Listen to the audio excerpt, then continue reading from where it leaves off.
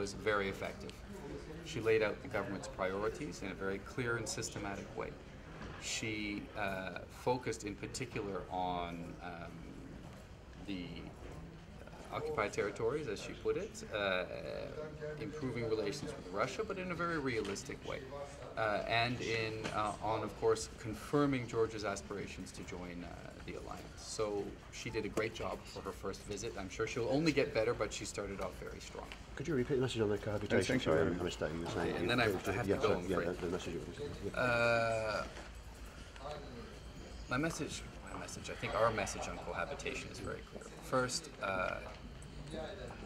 many NATO governments have had cohabitation. We know how difficult it is.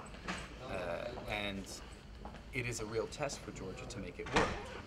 My own view is that succeeding in meeting the difficult tests gives you the biggest step forward. So this is an opportunity for Georgia. The elections were tough, and that test was passed, and it really helped advance Georgia's case as a democracy, young democracy, that's maturing. This is now an even harder test, and a test with which we are all quite familiar, but if Georgia passes it, it's another big step forward.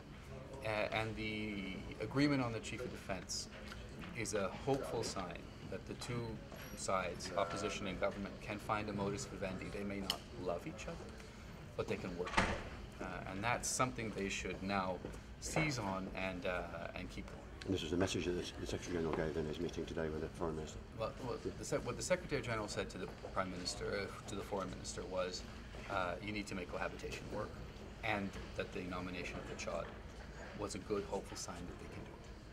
And he also voiced concern about the arrests. What he said on the arrest was that it's not for NATO, of course, now to judge on each individual case. We don't do that. But he did make the case and the point that even the perception that arrests are politically motivated is damaging for Georgia. So, of course, the reality should not be politically motivated arrests, but they should also take into account the perception. I have to run, guys. Sorry.